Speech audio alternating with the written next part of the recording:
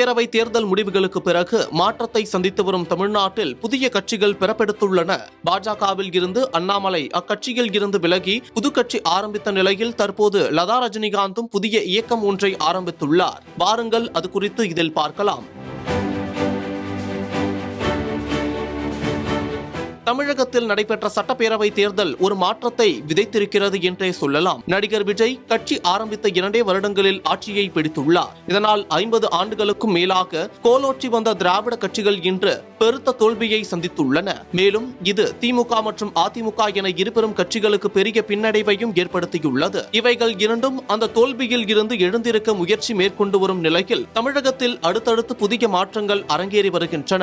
விஜயை போலவே ஒரு சிலர் தனி கட்சி இயங்கும் கனவில் பயணத்தை தொடங்கியுள்ளனர். அந்த வகையில் நீண்ட காலம் பாஜகவில் இருந்த அண்ணாமலை இன்று அக்கட்சியில் இருந்து விலகி தனி இயக்கம் ஒன்றை ஆரம்பித்துள்ளார். புதிய பாதை, புதிய இயக்கம், புதிய பரிமாணத்தோடு பார்வையோடு ஆரம்பிக்க வேண்டும் என்பது என் ஆசை. தமிழகத்தில் அடுத்து நடக்கும் பொது தேர்தலில் நமது கட்சி போட்டியிடும். அதில் எந்த மாற்றமும் இல்லை என்று அறிவித்த அண்ணாமலை இது நம்ம இயக்கம் வி த லீடர்ஸ் என்ற பெயரில் புதிய கட்சி தொடங்கி இருக்கிறார். அவர் ஆரம்பித்த அடுத்த சில மணி நேரங்களிலேயே லட்சக்கணக்கானோர் இணைந்து வருகின்றனர். முதல் ஒரு மணி நேரத்தில் 10,000 பேர் இணைந்திருந்த நிலையில் தற்போது அதில் 5 லட்சத்திற்கும் மேலானோர் இணைந்துள்ளனர். இது ஒரு புறம் இருக்க, மறுபுறம் தமிழக திரையுலகின் சூப்பர் ஸ்டார் ரஜினிகாந்தின் மனைவி லதா ரஜினிகாந்தும் ஒரு புதிய இயக்கத்தை ஆரம்பித்துள்ளார். மக்கள் மேடை என்ற பெயரில் ஒரு புதிய மக்கள் இயக்கத்தை தொடங்கியுள்ள அவர் இதில் இணைய தொலைபேசி எண் மற்றும் மின்னஞ்சல் முகவரி மூலம் தொடர்பு கொள்ளலாம் என அறிவித்துள்ளார். இந்த இயக்கம் குறித்து லதா ரஜினிகாந்த் மாற்றத்தை விரும்பும் அனைத்து தரப்பு மக்களும் எங்களோடு கைகோர்க்கலாம், ஒன்றாக இணைந்து ஒரு பெரும் மக்கள் சக்தியாக உருவெடுத்து பல நல்ல காரியங்களை செய்வோம் என அவர் தெரிவித்துள்ளார்.